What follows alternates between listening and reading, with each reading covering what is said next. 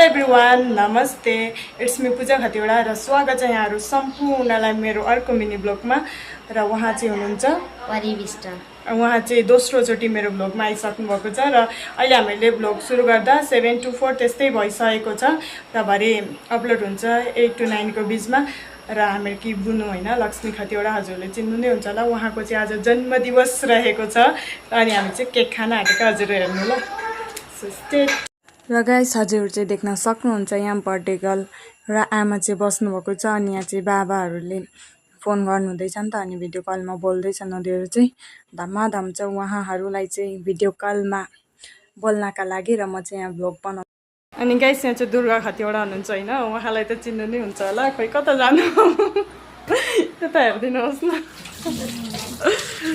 उहाँले हात धुँदै गरेको अवस्था र यहाँ हुनुहुन्छ हामीहरूको मातेश्री आमा। हेलो भन्नु त। नमस्ते। आज हाम्रो कान्छीछोरीको बर्थडे छ अनि भ्याइ नभइ छ यता त्यता खाना बनाउनु यता रेडी गर्नु के कसो यस्तै छ। आमाको ब्लग होइन। अनि यहाँ चाहिँ यस्तै छ। अनि यहाँ हुनुहुन्छ परिविष्ट अनि फेरि म यहाँ छु पूजा खतिवडा। गाइस म चाहिँ चामल पकाउँदैछु होइन म्याडम। दुर्गा दिदी चाहिँ आम काट्नुहुँदैछ गाइस, हेर्न सक्नुहुन्छ।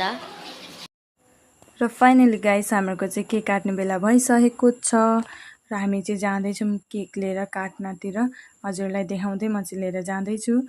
र बर्थडे गर्लको तमासा हेर्नु न कस्तो छ, हातमा फोन लिएर अनि फेरि हातैमा राखेर काट्यो उसले चाहिँ।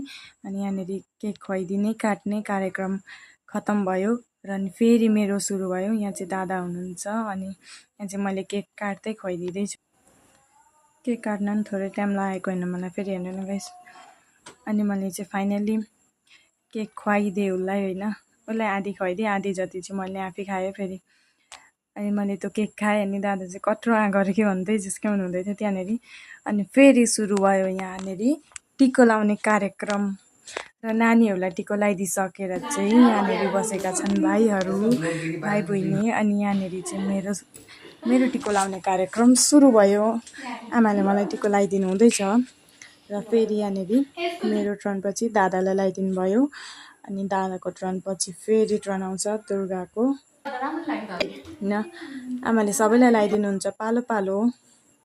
यहाँ चाहिँ छिन् परिविष्ट, आज कि मेरी पर्सनल भिडियोग्राफर भन्दा पनि हुन्छ उहाँलाई होइन। आजको धेर जस्तो भिडियो चाहिँ उसले नै खिचिदिएकी छ मेरो। अनि यहाँनिर चाहिँ आदित्य घिमिरे अनि उहाँकी बहिनी नेहा घिम्रे होइन। अनि यहाँ चाहिँ म हेर्नु न गाइस